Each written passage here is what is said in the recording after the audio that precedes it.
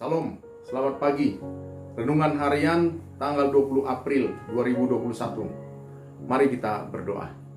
Ya Tuhan, urapi hati dan pikiran kami, supaya firman-Mu dapat meresap masuk dalam kehidupan kami. Dalam nama Tuhan Yesus Kristus kami berdoa. Amin. Bapak Ibu Saudara-saudara, tema yang saya mau ambil pada pagi hari ini, keselamatan hanya ada di dalam Yesus. Dari bacaan Kisah Para Rasul pasal 4 ayat 1 sampai ayat yang ke-12. Dan yang menjadi ayat emasnya adalah pada ayat yang ke-12. Dengan bunyi firman Tuhan demikian, dan keselamatan tidak ada di dalam siapapun juga selain di dalam Dia, sebab di bawah kolong langit ini tidak ada nama lain yang diberikan kepada kita manusia yang olehnya kita dapat diselamatkan.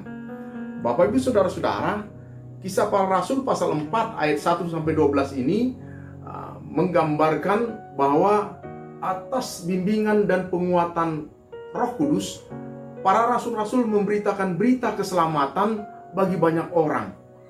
Dan peristiwa penyembuhan orang lumpuh di depan bait Allah memberikan sebuah bukti bahwa pemberitaan mereka tentang Yesus yang bangkit itu adalah disertai oleh kuasa Tuhan.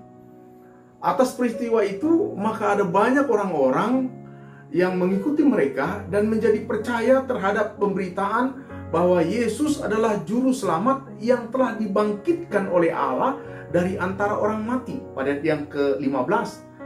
Namun ternyata para ahli Taurat, imam-imam dan orang-orang Saduki bukannya percaya dan menerima pemberitaan para rasul. Mereka justru menangkap Petrus dan Yohanes, lalu menyerahkannya kepada mahkamah agama untuk diadili pada yang keempat. Tujuan mereka jelas, yakni melarang Petrus dan Yohanes untuk melanjutkan khotbah pemberitaan mengenai Yesus yang dibangkitkan dari antara orang mati. Para anggota mahkamah agama berkepentingan agar berita mengenai Yesus yang bangkit itu tidak lagi diteruskan. Bapak Ibu Saudara-saudara, apa yang terjadi? Ternyata Petrus dengan berani menyampaikan berita Injil dan menantang semua orang-orang Yahudi untuk bertobat dan kembali mengikut Kristus dengan setia. Kristus yang pernah mereka tolak sekarang menyatakan kuasanya dan memanggil banyak orang yang telah menolaknya untuk kembali kepada Dia. Ada dua hal inti berita yang disampaikan oleh Petrus tentang Yesus Kristus. Yang pertama adalah bahwa Kristus adalah batu penjuru. Dialah yang membuat semua bangunan umat bisa utuh dan tidak roboh. Dia telah dibuang oleh orang Yahudi, tetapi Allah justru mengangkatnya menjadi batu penjuru.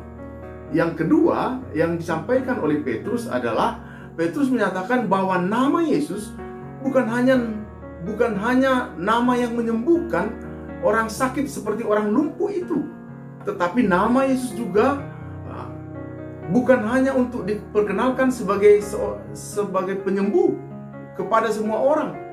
Nama Yesus adalah satu-satunya nama yang dapat memberikan keselamatan.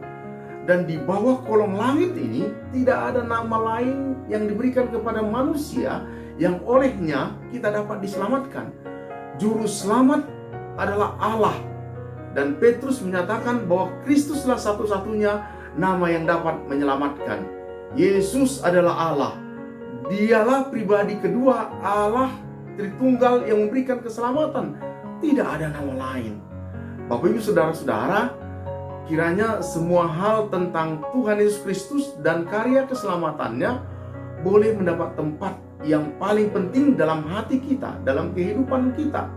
Biarlah kita mempunyai gairah yang berapi-api untuk menyampaikan berita Injil dengan penuh kasih kepada siapapun tanpa takut, sambil menyadari bahwa berita Injil itu adalah berita yang berkuasa, seperti yang telah disaksikan oleh Petrus dan Yohanes dan orang banyak dengan orang lumpuh yang sudah disembuhkan, bahwa kuasa kebangkitan Kristus adalah kuasa yang benar-benar ajaib. Oleh sebab itu, maka jangan pernah diam. Beritakan Injil, jangan takut. Bukankah Tuhan Yesus telah menang? Jangan malas, karena setiap pekerjaan yang dipimpin oleh Tuhan akan memperoleh kekuatan. Dan kita diberikan kemampuan untuk menyatakan kuasa dan kebenaran Tuhan. Kiranya kitalah menjadi saksi-saksi Kristus, menyatakan nama Yesus yang bangkit itu tetap hadir dalam kehidupan kita. Demikian firman Tuhan, terpujilah Kristus. Amin. Mari kita berdoa. Firman-Mu yang sudah menguatkan kami, biarlah Kristus yang sudah bangkit senantiasa memberikan keberanian kami untuk bersaksi tentang kebangkitan Kristus dalam kehidupan kami. Dalam nama Tuhan Yesus Kristus, kami berdoa. Amin.